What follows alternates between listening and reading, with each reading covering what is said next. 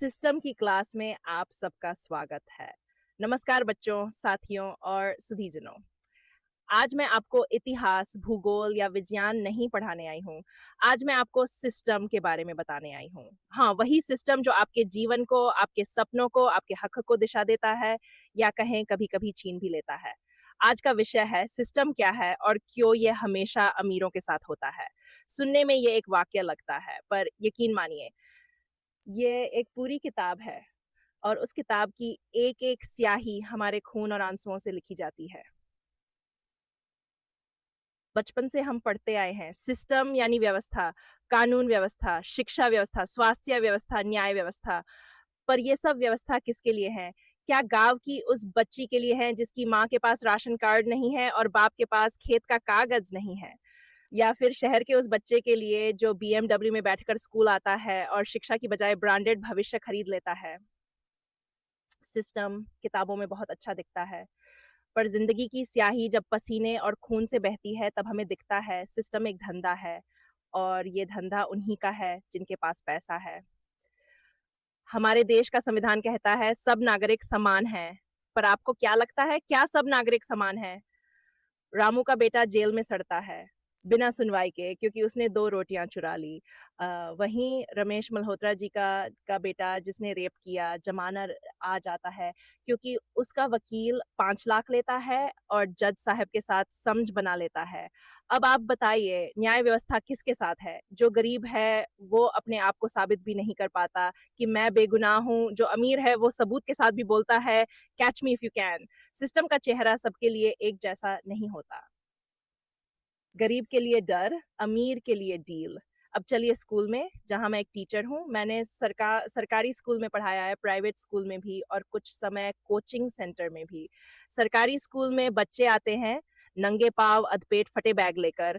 कई बच्चों के पास किताब नहीं होती, जो होते हैं, वो भी आधे पन्नों से फटे होते हैं।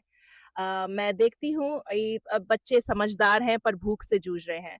दूसरी तरफ प्राइवेट स्कूल में बच्चे पढ़ाई से ज़्यादा ब्रांड और इंटरनेशनल एजुकेशन की बातें करते हैं। उनके माँ-बाप महीने का लाखों फीस देते हैं।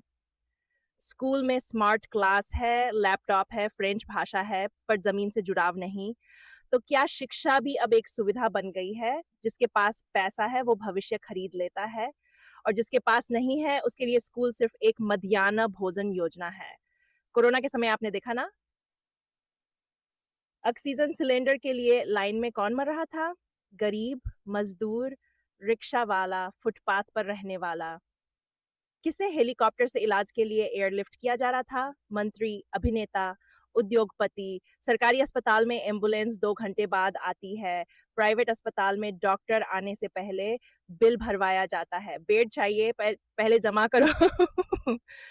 तो स्वास्थ्य भी अब कारोबार बन चुका है। बीमारियां सबको एक सी होती हैं, पर इलाज क्लास देखकर होता है। अब बात करते हैं मीडिया की, जो कभी चौथा स्तंभ था, आज सेठ का गवाह बन गया है। एक गरीब आदिवासी लड़की के बलात्कार की खबर 3 दिन तक भी नहीं आती, पर किसी बॉलीवुड अभिनेता की गर्लफ्रेंड बदल जाए, तो ब्रेकिंग न्यूज़ बन जाती है।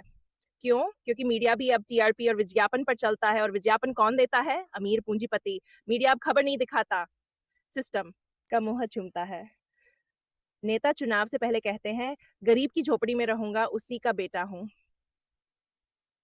पर जीतने के बाद 10 लाख की गाड़ी में घूमता है और 10 करोड़ की संपत्ति जोड़ता है। सिस्टम कहता है जनता मालिक है, पर जनता को तो बस वोटर बनाकर छोड़ दिया गया है। कभी पूछा किसी विधायक से कि अस्पताल क्यों बंद है? उत्तर मिलेगा, ये हमारा विषय नहीं है, आप डीसी साहब से मिलिए। सिस्टम में सबको अधिकार है, पर जवाबदेही किसी की नहीं।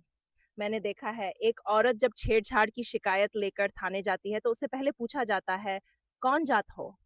कहाँ से आई हो? कौन पहचान वाला है तुम्हारा? और अगर वही अपराध किसी रसूखदार ने किया हो, तो एफआईआर तक दर्ज नहीं होती। कानून किताब में है, पर न्याय जुगाड़ से मिलता है। पुलिस गरीब की झोपड़ी में घुस जाती है, पर अमीर के बंगले के बाहर नमस्कार करती है।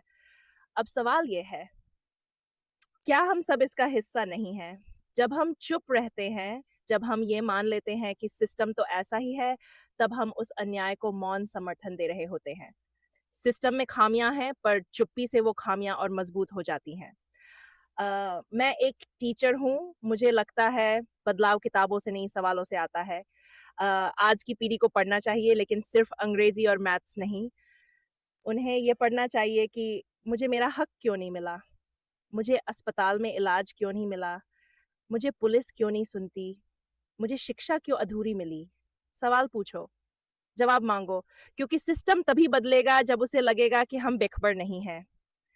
कहानी के अंत में सिर्फ़ इतना कहूँगी, ये देश किस्से कहानियों से नहीं, सच्चाई से बदलेगा और वो सच्चाई तब बदलेगी जब गरीब का आँसू, मध्यम वर्ग का गुस्सा और शिक्षित युवा की कलम एक साथ खड़े होंगे। अगर मेरी ये बातें आपके मन को छू सकी, तो बस यही उम्मीद है। शायद अगली पीढ़ी को सिस्टम नहीं, इंसाफ मिलेगा।